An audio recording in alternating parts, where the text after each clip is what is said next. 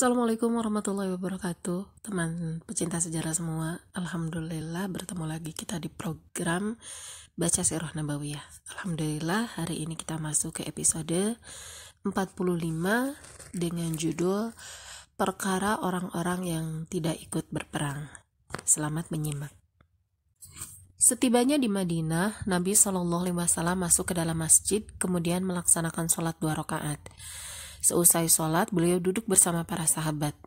Orang-orang yang tidak ikut berperang datang kepada Nabi SAW menyampaikan alasan masing-masing disertai sumpah. Jumlah mereka 80 orang lebih sedikit. Pernyataan dan alasan mereka itu diterima oleh Nabi SAW dan beliau memohonkan ampunan kepada Allah bagi mereka. Sedangkan urusan Ka'ab dan kedua temannya dibiarkan hingga turun ayat-ayat yang menerangkan diterimanya tobat mereka. Ka'ab radhiyallahu anhu dalam sebuah hadis panjang yang diriwayatkan oleh Bukhari dan Muslim mengungkapkan kisahnya sendiri sebagai berikut. Di antara kisahku bahwa aku tidak sanggup dan tidak mudah berangkat sehingga aku tidak ikut dalam peperangan itu. Aku segera memulai persiapan untuk maju ke medan perang bersama kaum muslimin. Tetapi aku kembali lagi dan belum mempersiapkan sesuatu. Kemudian aku berkata di dalam hati, aku sebenarnya mampu ikut ke medan perang. Aku terus berusaha mempersiapkan segala keperluan sampai kaum muslimin telah siap untuk berangkat. Tetapi ternyata aku belum mendapatkan apa-apa untuk berangkat. Ketika kaum muslimin sudah berangkat dan berjalan jauh menuju ke medan perang, aku pun masih belum mempersiapkan apa-apa. Lalu aku berkeinginan untuk menyusul mereka. Andai aku telah melakukannya. Tetapi aku pun tidak ditakdirkan untuk itu. Setelah Rasulullah SAW berangkat, aku keluar menemui orang-orang. Aku sangat sedih karena aku tidak melihat kecuali orang yang dikenal sekali kemunafikannya atau orang lemah yang diberi dispensasi oleh Allah. Ketika aku dengar Nabi SAW telah bergerak pulang, aku merasa gelisah. Terlintas pula keinginan untuk berbohong demi menyelamatkan diri dari kemarahan beliau nanti. Kemudian aku meminta pandangan setiap orang yang pantas memberikan pandangan dari keluargaku. Ketika diberitahukan bahwa Rasulullah SAW telah datang, hilanglah segala kebatilan dari pikiranku, dan aku putuskan untuk berkata jujur kepada beliau. Aku datang menemui Rasulullah SAW seraya mengucapkan salam kepadanya. Tetapi beliau tersenyum sinis, kemudian berkata, "Kemarilah." Setelah aku berada di hadapannya, beliau berkata, "Kenapa kamu tidak berangkat? Bukankah kamu telah membeli kendaraan?" Aku jawab, "Ya, benar. Demi Allah, seandainya aku sekarang ini berhadapan dengan orang lain dari penduduk dunia, tentu mudah bagiku mencari alasan untuk menghindari kemarahannya. Apalagi aku adalah orang yang pandai berdebat. Demi Allah, aku tahu jika aku hari ini berbicara bohong kepada engkau sehingga engkau tidak memarahiku, sungguh pasti Allah yang mengetahui kebohongan dan akan memarahi engkau karena aku. Jika aku berkata jujur kepada engkau, niscaya engkau akan memarahiku. Namun aku akan tetap berkata jujur demi mengharap ampunan Allah. Demi Allah, sungguh aku tidak punya halangan atau uzur apa-apa. Demi Allah, sebenarnya aku saat itu dalam keadaan kuat dan sanggup berangkat ke medan perang." Rasulullah SAW menyahut, "Ya, itu memang tidak bohong. Pergilah sampai Allah menentukan sendiri persoalanmu." Lalu aku pergi. Ketika aku pergi, beberapa orang dari Banu Salmah menyusul dan menyalahkan tindakanku karena tidak menemukan alasan sebagaimana orang lain. Kutanyakan kepada mereka, apakah ada orang lain yang berbuat sama seperti yang kulakukan? Mereka menjawab, ya, ada 2 orang. Dua-duanya mengatakan kepada Rasulullah SAW seperti yang telah engkau katakan, dan beliau juga mengatakan kepada mereka seperti yang beliau katakan kepadamu. Aku bertanya lagi, siapakah kedua orang itu? Mereka menjawab, Murarah bin Arabi dan Hilal bin Umayyah. Mereka lalu menerangkan bahwa dua-duanya itu orang saleh dan pernah ikut dalam perang Badar. Dua-duanya dapat dijadikan contoh. Kemudian Rasulullah SAW melarang kaum muslimin bercakap-cakap dengan kami bertiga, sebagai orang yang tidak turut serta berperang ke medan Tabuk. Semua orang menjauhkan diri dari kami dan berubah sikap terhadap kami, hingga aku sendiri merasa seolah-olah bumi yang kuinjak bukan bumi yang kukenal.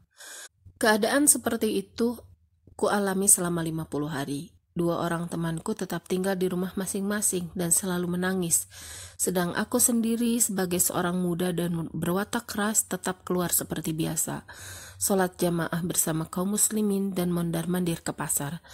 Selama itu tak seorang pun yang mengajakku bercakap-cakap. Akhirnya aku datang menghadap Rasulullah SAW. Kuucapkan salam kepadanya yang saat itu sedang duduk sehabis sholat. Dalam hati aku bertanya, apakah beliau menggerakkan bibir membalas ucapan salamku atau tidak? Kemudian aku sholat dekat beliau sambil melirik ke arah beliau. Ternyata di saat aku masih sholat, beliau memandangku. Tetapi setelah selesai sholat dan aku menoleh kepadanya, beliau memalingkan muka. Pada suatu hari di saat aku sedang berjalan di pasar Madinah, tiba-tiba seorang asing penjajah dagangan yang datang dari Syam bertanya-tanya, siapakah yang dapat membantu saya menunjukkan orang yang bernama Ka'ab bin Malik?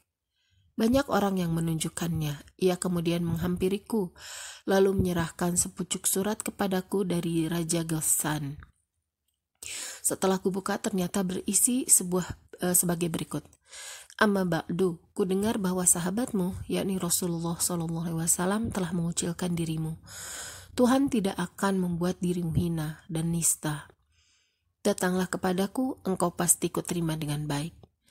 Setelah kubaca, aku berkata, ini juga termasuk cobaan. Kunyalakan api, kemudian surat itu kubakar. Setelah lewat 40 hari, datanglah utusan Rasulullah SAW kepadaku. Ia berkata, Rasulullah SAW memerintahkan supaya engkau menjauhkan dirimu dari istrimu. Aku bertanya, apakah ia harus kecerai atau bagaimana? Ia menjawab, tidak, engkau harus menjauhinya, tidak boleh mendekatinya. Kepada 2 orang temanku yang senasib, Rasulullah SAW juga menyampaikan perintah yang sama. Kemudian kukatakan kepada istriku, pulanglah engkau kepada keluargamu dan tetap tinggal di tengah-tengah mereka hingga Allah menetapkan keputusannya mengenai persoalanku. Tinggal 10 hari lagi lengkaplah masa waktu 50 hari. Sejak Rasulullah SAW melarang kaum muslimin bercakap-cakap dengan kami. Tepat pada hari ke-50, aku sholat subuh di serambi rumahku. Seusai sholat, aku duduk memikirkan keputusan apa yang akan ditetapkan Allah dan Rasul-Nya atas diriku yang tengah mengalami penderitaan berat ini. Hingga bumi yang luas ini kurasa amat sempit. Tiba-tiba ku dengar suara orang berteriak dari Bukit Sila. Hai Ka'ab bin Malik, bergembiralah. Seketika aku sujud syukur karena aku sadar bahwa ampunan Allah telah datang. Setelah mengimani sholat subuh berjamaah, Rasulullah SAW mengumumkan kepada kaum muslimin bahwa Allah berkenan menerima taubat kami. Banyak orang berdatangan memberitahukan kabar gembira itu kepada kami bertiga. Setelah orang yang kudengar suaranya dari atas bukit itu datang untuk menyampaikan kabar gembira kepadaku, kulepas 2 baju yang sedang kupakai. Kemudian dua-duanya kuberikan kepadanya dengan senang hati. Demi Allah, aku tidak mempunyai baju selain 2 itu. Aku berusaha mencari pinjaman 2 baju kepada orang lain, dan setelah kupakai, aku segera pergi menemui Rasulullah SAW. Banyak orang menyambut kedatanganku, mengucapkan selamat atas ampunan Allah yang telah kuterima. Aku kemudian masuk ke dalam masjid. Kulihat Rasulullah SAW sedang duduk dikelilingi para sahabatnya. Tolhah bin Ubaidillah berdiri kemudian berjalan tergopoh-gopoh menyalamiku dan mengucapkan selamat kepadaku. Selain Tolhah, tak ada orang lain dari kaum muslimin yang berdiri menyambut kedatanganku. Kebaikan Tolhah itu tidak dapat kulupakan. Setelah aku mengucapkan salam kepada Rasulullah SAW, beliau dengan wajah berseri-seri kegirangan berkata, gembiralah menyambut kabar baik yang belum pernah engkau alami sejak lahir dari kandungan ibumu. Aku bertanya, apakah itu dari Anda sendiri, wahai Rasulullah, ataukah dari Allah? Beliau menjawab, bukan dari aku, melainkan dari Allah. Kemudian aku berkata, wahai Rasulullah, sebagai tanda taubatku, aku hendak menyerahkan seluruh harta bendaku kepada Allah dan Rasulnya. Tetapi beliau menjawab, lebih baik engkau ambil sebagian dari hartamu itu.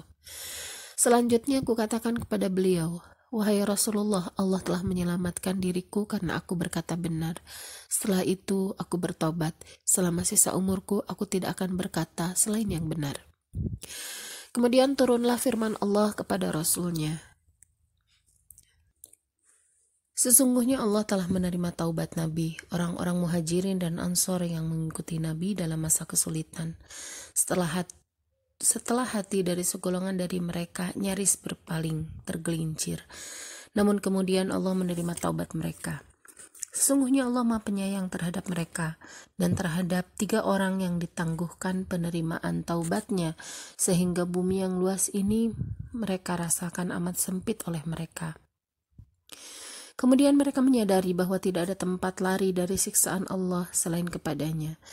Kemudian Allah menerima taubat mereka agar mereka tetap bertaubat. Sesungguhnya Allah lah yang Maha Penerima taubat lagi Maha Penyayang. Hai orang-orang yang beriman, tetap bertakwalah kepada Allah dan hendaklah kalian bersama orang-orang yang selalu benar. Quran Surat At-Taubah ayat 117 sampai 119. Beberapa ibrah. Pertama, catatan sekitar peperangan ini. Islam telah berjaya di Jazirah Arabia dan menguasai hati serta jiwa para pendukungnya. Ini merupakan sesuatu yang senantiasa dikhawatirkan dan dicemaskan oleh orang-orang Nasrani Romawi sejak lama. Orang-orang Romawi tidak memeluk agama Nasrani karena keimanan semata-mata. Mereka hanya menjadikan agama Nasrani sebagai media untuk menjajah bangsa-bangsa di wilayah ini. Oleh karena itu, mereka mempermainkan agama Nasrani sesukanya, mengubah dan mencampur adukan dengan paganisme mereka, serta menambahkan beraneka macam kebatilan kepadanya. Islam, agama yang diserukan oleh semua rasul, datang untuk membebaskan manusia dari setiap kekuasaan selain kekuasaan Allah. Tidak ada kekuasaan dan hukum yang boleh dipaksakan kepada manusia selain dari kekuasaan dan hukum Allah. Sebagai orang yang telah banyak mempelajari agama Nasrani, mereka adalah orang yang paling menyadari akan bahaya dan ancaman risalah terakhir Islam terhadap para tiran dan kesewenang-wenangan para diktator. Maka tidak heran jika agama Islam ini setelah kuat di Jazirah Arabia merupakan sumber kecemasan dan kegelisahan bagi para togut Romawi dan antek-antek mereka yang memeluk agama Nasrani, sekedar untuk menguasai orang-orang lemah. Oleh sebab itu, mereka mendengar berita Fathu Mekah dan kemenangan Islam di Jazirah Arabia dengan penuh ketakutan, kemudian menghimpun semua kekuatan mereka dari Syam sampai ke Hijaz untuk menghadapi agama ini. Sebab jika agama Islam tersebar luas, maka kekuasaan dan kediktatoran mereka akan tumbang. Sesuai dengan kecemasan pihak Romawi ini, semestinya akan terjadi pertempuran dahsyat antara mereka dan kaum muslimin. Tetapi hikmah Allah menghendaki jihad kaum muslimin dalam peperangan ini cukup dengan pengorbanan besar yang telah mereka kerahkan dan kesulitan fisik yang telah mereka alami di perjalanan pulang pergi antara Madinah dan Tabuk. Perjalanan ini seperti Anda saksikan memang sangat menakjubkan, syarat dengan pengorbanan, penderitaan, dan kesulitan. Tidakkah jihad yang diperintahkan Allah itu berupa pengorbanan jiwa dan raga di jalan syariat Allah dan agamanya? Sesungguhnya hal inilah yang dikehendaki Allah dari para hambanya. Kita berlindung kepada Allah dari sangkaan yang tidak benar yang menuduh Allah butuh akan pertolongan mereka untuk menghancurkan tipu daya orang-orang kafir atau memasukkan hidayah dan keimanan ke dalam hati orang-orang yang ingkar. Jayshul Usrah atau pasukan muslimin yang berperang dalam keadaan serba sulit dalam peperangan yang serba sulit ini telah mengerahkan harta dan perjuangan serta mengorbankan kesempatan waktunya yang paling indah, kemudian menukarnya dengan berbagai macam penderitaan dan kesulitan. Sebagai bukti kemurnian iman mereka kepada Allah dan cinta mereka kepadanya. Oleh sebab itu, mereka kemudian berhak mendapatkan kemenangan dan dukungan dengan dihindarkan dari pertempuran dan dimasukkannya rasa takut ke dalam hati musuh mereka, sehingga musuh lari meninggalkan medan dan tunduk kepada hukum Allah mengenai mereka. Demikianlah pihak Romawi dengan mudah tunduk kepada hukum jizyah dan segala persyaratannya sebagai imbalan dari segala kesulitan yang dialami kaum muslimin bersama Rasulullah SAW demi mencari ridho Allah. Kedua, beberapa ibroh dan hukum. Di dalam peperangan ini terdapat banyak pelajaran dan hukum. Di antaranya, 1. Urgensi jihad dengan harta. Jihad melawan musuh-musuh Islam tidak hanya sebatas dengan pergi ke medan perang. Peperangan saja belum memadai, mengingat jihad dengan qital atau peperangan dan silah senjata sangat berkaitan erat dengan pendanaan dan harta, maka wajib atas kaum muslimin secara keseluruhan untuk memberikan hartanya hingga terkumpul dana yang mencukupi biaya peperangan, masing-masing sesuai dengan kapasitas dan kemampuannya. Para fuqaha menetapkan, apabila negara Islam sangat memerlukan biaya jihad, maka negara boleh mencari dana dari masyarakat dengan cara yang telah kami sebutkan. Tetapi para fuqaha juga menyepakati bahwa hal tersebut dapat dilakukan asalkan harta dan kekayaan negara yang ada tidak dialokasikan untuk kepentingan-kepentingan yang bersifat sekunder, kamaliyah, atau tidak dibenarkan menurut syariat. Sebab harta masyarakat tidak diutamakan dari harta negara dalam pembiayaan tentara dan peperangan. Anda tahu bagaimana Utsman bin Affan radhiyallahu anhu datang kepada Nabi SAW menyerahkan 300 onta beserta pelana dan perbekalannya dan 200 uqiyah dari uang perak. Sampai Nabi SAW bersabda, "Tidak akan membahayakan Utsman apa yang dilakukan sesudah hari ini." Ini merupakan penjelasan tentang keutamaan Utsman radhiyallahu anhu. Bahkan kalimat yang disabdakan Rasulullah SAW ini merupakan kecaman dan bantahan terhadap setiap orang yang panjang lidah terhadap Utsman. Seperti mereka yang tanpa risih mengkritik politiknya di masa khilafahnya. Mereka menulis panjang lebar tentang Utsman dan menuduhnya lemah atau melakukan nepotisme dalam sistem politiknya. Tuduhan ini mereka lontarkan karena semata-mata mengikuti orientalis, guru besar mereka, yang senantiasa memberondong sejarah Islam dengan berbagai kritik, pengelabuan, penyesatan, dan penjungkir balikan demi mencapai sasaran yang telah mereka rencanakan secara cermat. Sesungguhnya mereka yang menempatkan diri sebagai orang-orang suci yang langka. Dari sini kemudian mereka mengkritik Utsman dan politiknya. Perlu menyadari beraneka macam penyakit mereka sendiri, kemudian mengobatinya dengan mengkaji dan meneladani sejarah kehidupan Khalifah Utsman yang agung ini. Bagaimanapun tindakan Utsman radhiyallahu anhu dalam khilafahnya setelah pernyataan syafaat Nabi SAW tersebut di atas tidak boleh disalahkan. Sungguh tidak beradab orang yang mengkritik Utsman radhiyallahu anhu dan menyalahkan politiknya. 2. Hadis tentang Abu Bakar dan bid'ah tambahannya. Telah kami sebutkan hadis yang diriwayatkan oleh Tirmizi dan Abu Daud tentang Abu Bakar radhiyallahu anhu yang menyerahkan seluruh hartanya kepada Rasulullah SAW.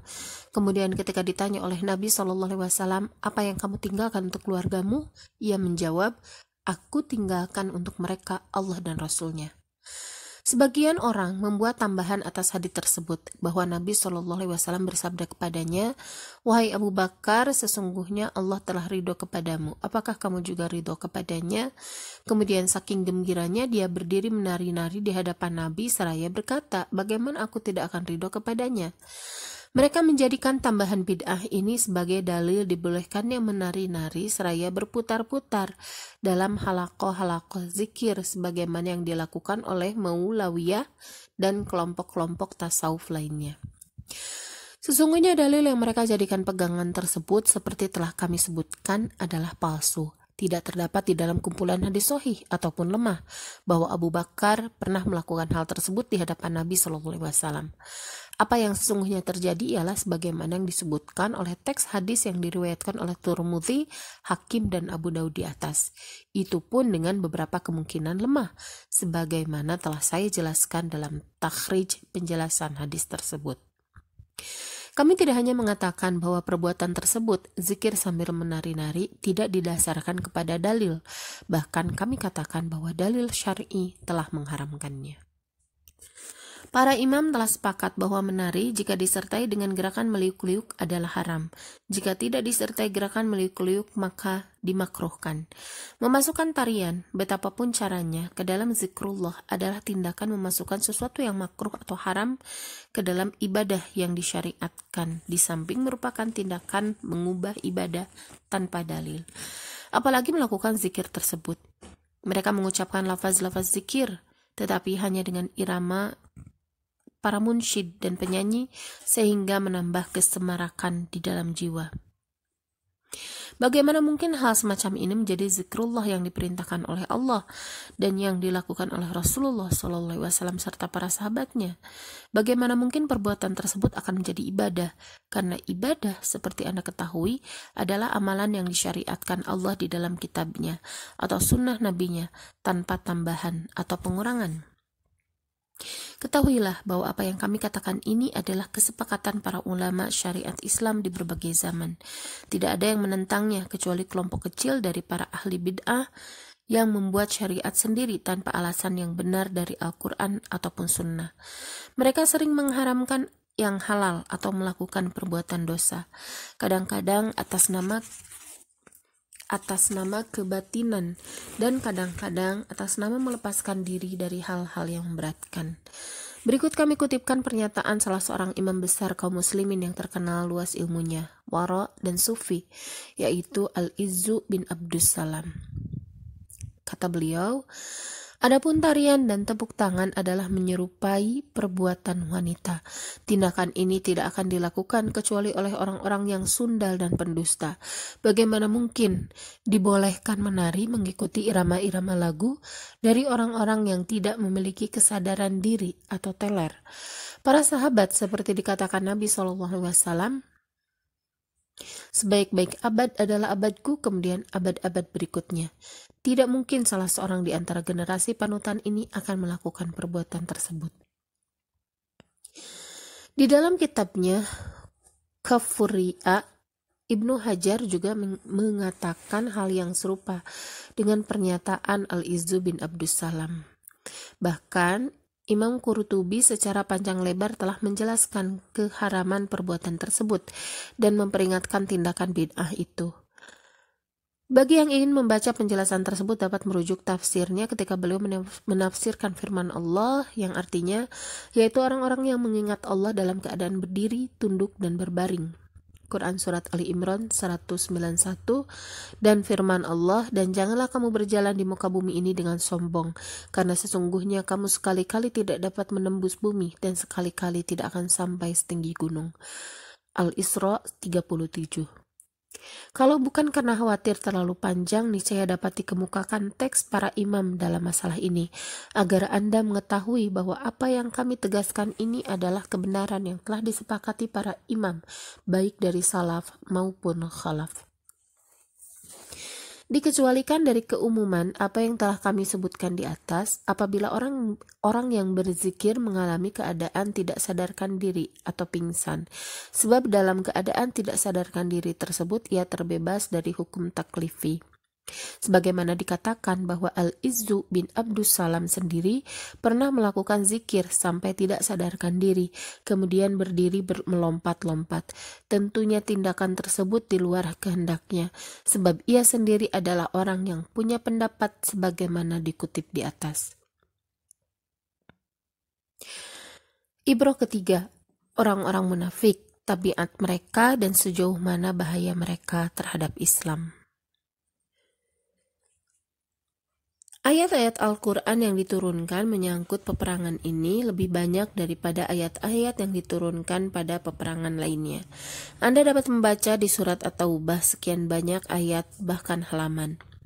Sebagian besar ayat-ayat tersebut menjelaskan pentingnya jihad dengan jiwa dan harta di jalan Allah sebagai bukti satu-satunya kesejatian iman seorang muslim.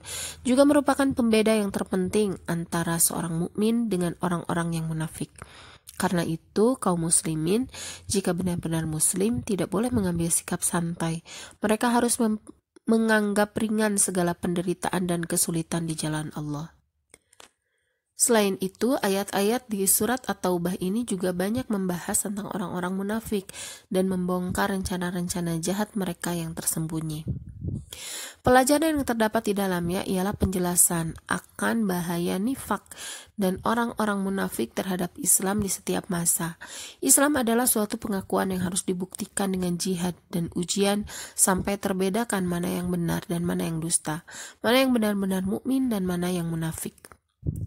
Perang Tabuk merupakan materi utama dari pelajaran Qur'ani ini, karena peperangan ini menjadi ujian ilahi yang terbesar kepada kaum muslimin yang dapat membongkar kedok kemunafikan di Madinah dan membedakan orang-orang munafik dari kaum muslimin yang benar-benar beriman. Selanjutnya diturunkan sejumlah ayat secara berturut-turut di dalam Al-Quran yang menjelaskan kejahatan mereka dan mengumumkan kepada kaum muslimin akan rahasia-rahasia mereka yang harus diwaspadai di setiap tempat dan masa.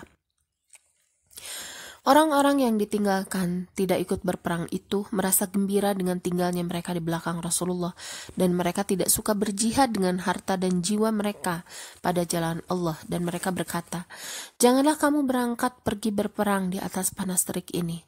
Katakanlah, api neraka jahanam itu lebih sangat panasnya jika mereka mengetahui.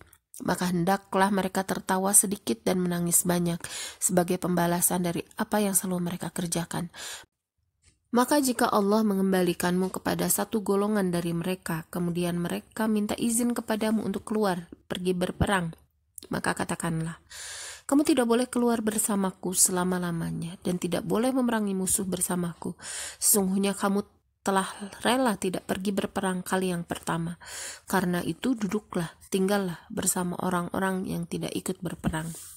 Quran Surat At-Taubah ayat 81-83.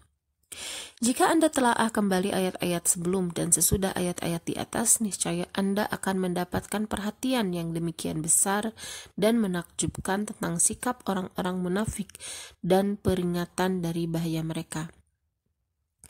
Hal ini karena hampir setiap musibah dan kekalahan yang dialami kaum muslimin disebabkan oleh ulah orang-orang munafik. Musuh kaum muslimin tidak akan dapat menyusup ke tengah barisan mereka kecuali melalui celah nifak dan orang-orang munafik. Kaum muslimin tidak pernah tertipu oleh musuh-musuh mereka sebagaimana tertipu oleh kaum munafikin. Kaum muslimin juga tidak pernah mengalami kelemahan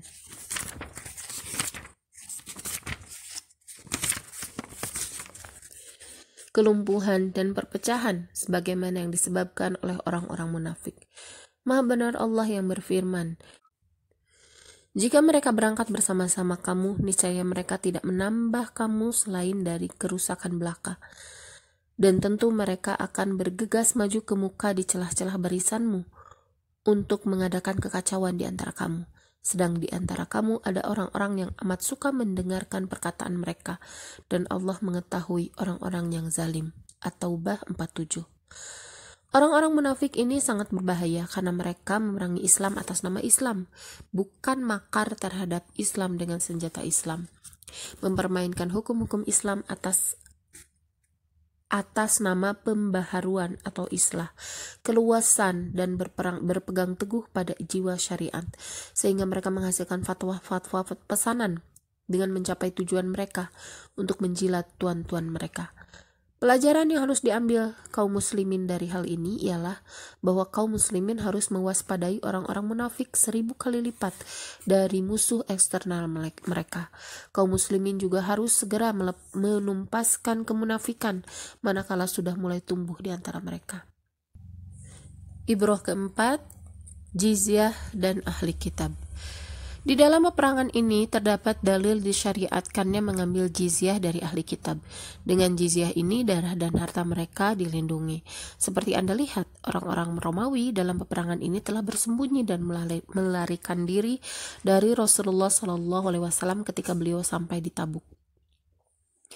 Kemudian orang-orang Arab yang beragama Nasrani datang menemui Rasulullah SAW guna meminta perdamaian dengan imbalan membayar jizyah. Permintaan ini disetujui oleh Nabi SAW lalu dituangkan dalam surat perjanjian.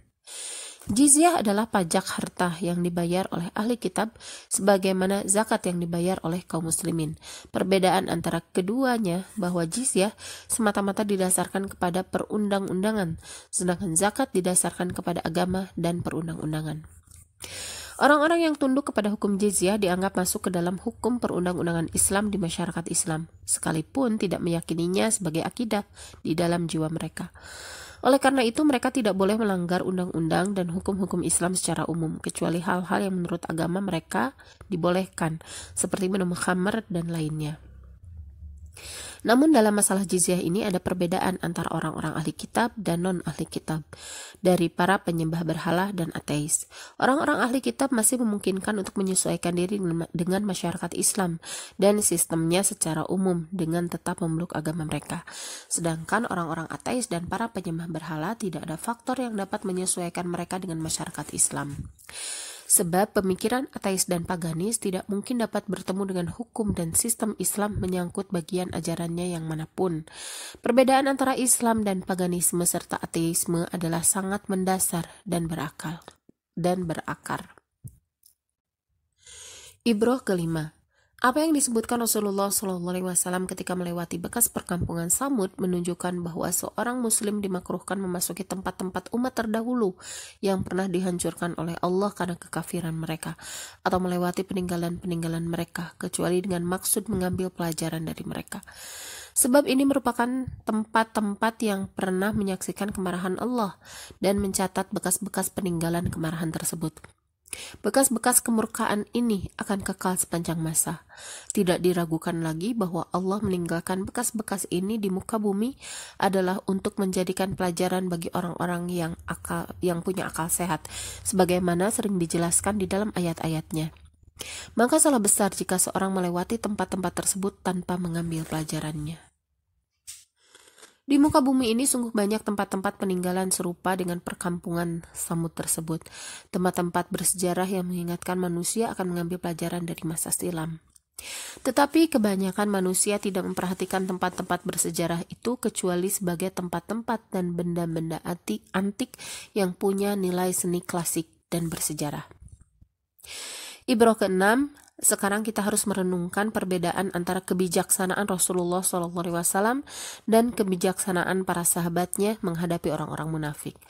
Seperti Anda ketahui bahwa orang-orang munafik yang tidak mau berangkat berperang ke Tabuk, kemudian mereka mengemukakan bermacam alasan kepada Rasulullah SAW. Sekalipun demikian, Nabi SAW memaafkan mereka, menerima lahiriah mereka, dan menyerahkan hakikat hati mereka kepada Allah. Di antara orang-orang beriman sendiri, ada beberapa orang yang juga tidak berangkat berperang, bukan karena nifak ataupun ragu.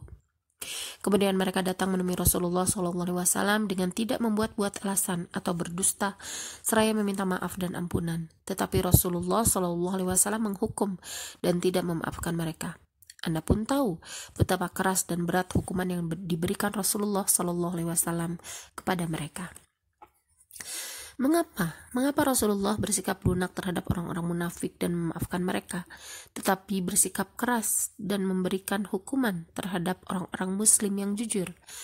Jawabannya, sesungguhnya sikap keras dan tegas dalam kasus ini justru merupakan penghormatan dan pemuliaan. Penghormatan dan pemuliaan tidak layak diterima oleh orang-orang munafik. Bagaimana mungkin orang-orang munafik itu akan memperoleh taubat dan pengampunan melalui ayat-ayat yang diturunkan? Selain itu, orang-orang munafik telah divonis bahwa mereka adalah orang-orang kafir. Penampilan luar yang mereka tunjukkan di dunia ini tidak akan dapat membebaskan mereka dari neraka paling bawah di hari kiamat. Allah telah memerintahkan kita agar membiarkan kepalsuan yang mereka tunjukkan dan dan memberlakukan hukum di dunia ini sesuai lahiriah mereka. Kita tidak perlu mengecek hakikat alasan dan perkataan mereka atau memberikan hukuman di dunia atas kedustaan yang mungkin mereka lakukan. Ibnu Qayyim berkata, demikianlah Allah memberlakukan hambanya dengan hukuman kejahatan mereka. Dia menghukum hambanya yang beriman dan mencintainya. Bahkan ia sangat mulia di sisinya.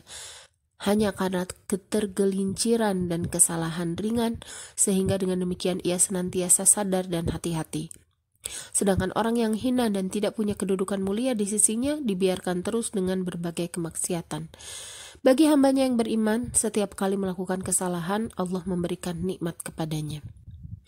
Di dalam kisah Ka'ab yang telah kami sebutkan di atas terdapat beberapa pelajaran dan ibrah penting. Di antaranya, pertama, disyariatkannya pengucilan atau al-hajar karena sebab keagamaan. Nabi SAW melarang kaum mereka berbicara dengan Ka'ab bin Malik dan kedua orang temannya selama masa tersebut. Ibnu Qayyim berkata, hal ini menunjukkan juga bahwa menjawab salam orang yang patut dikucilkan adalah tidak wajib. Sebab di antara pengakuan Ka'ab ialah, aku tetap keluar melaksanakan sholat berjamaah bersama kaum muslimin. Kemudian aku datang menghadap ke Rasulullah SAW. Kuucapkan salam kepada beliau yang saat itu sedang duduk sehabis sholat. Dalam hati aku bertanya apakah beliau menggerakkan bibir membalas ucapan salamku ataukah tidak. Seandainya menjawab salamnya itu wajib, niscaya dia mendengarnya. Kedua, ujian lain yang diberikan Allah kepada Ka'ab patut direnungkan agar Anda mengetahui bagaimana seharusnya keimanan seorang muslim kepada Rabb-nya. Anda tahu bahwa Raja Ghassan telah mengirim surat kepadanya. Ia meminta agar Ka'ab datang ke negerinya dan meninggalkan orang-orang mukmin yang mengucilkan dan menghukumnya. Tawaran ini membuat Ka'ab semakin sedih dan menderita. Tetapi cobaan berat ini tidak mengungkapkan sesuatu, kecuali bertambahnya keimanan Ka'ab kepada Rabb-nya serta keikhlasan cintanya kepadanya. Betapa banyak langkah yang telah tergelincir di masa dahulu ataupun sekarang ketika menghadapi cobaan sebagaimana cobaan yang pernah dihadapi Ka'ab bin Malik radhiyallahu anhu. Cobaan ini seharusnya justru menambah keimanan dan memperkokoh keislaman, tidak boleh menggelincirkannya. Ketiga, sujud syukur kepada Allah adalah ibadah yang disyariatkan. Ini sebagaimana ditunjukkan oleh sujudnya Ka'ab radhiyallahu anhu ketika mendengar suara orang yang menyampaikan kabar gembira penerimaan taubatnya. Ibnu Qayyim berkata, Abu Bakar radhiyallahu anhu juga pernah bersujud syukur ketika mendengar berita terbunuhnya Musailamah al-Kazzab. Demikian pula Ali radhiyallahu anhu, ia pernah bersujud syukur ketika mengetahui Zat Saidah terbunuh di tengah orang-orang Khawarij. Rasulullah SAW juga pernah bersujud syukur ketika Jibril menyampaikan kabar gembira bahwa siapa yang membaca salawat kepadanya sekali, maka Allah akan membalas salawat kepadanya 10 kali. Keempat, Hanafiyah kecuali Zufar berpendapat apabila seseorang bernazar akan mensodakohkan seluruh hartanya kepada orang-orang miskin, maka ia tidak harus menunaikannya kecuali dengan harta zakat saja. Pendapat ini mereka dasarkan kepada beberapa dalil, di antaranya jawaban Rasulullah SAW kepada Ka'ab ketika ia bernazar. Di antara tanda-tanda bukti taubatku bahwa aku akan menyerahkan seluruh hartaku sebagai sedekah kepada Allah dan Rasul-Nya. Tetapi Nabi SAW menjawab, lebih baik engkau tahan sebagian dari hartamu. Sedangkan orang-orang yang berpendapat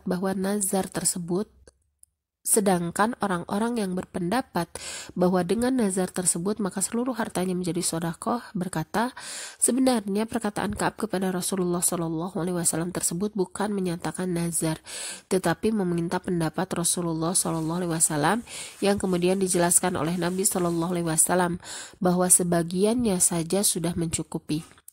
Barangkali pendapat ini lebih dekat kepada pengertian konteks perkataan Ka'ab radhiyallahu anhu dan jawaban Rasulullah SAW kepadanya.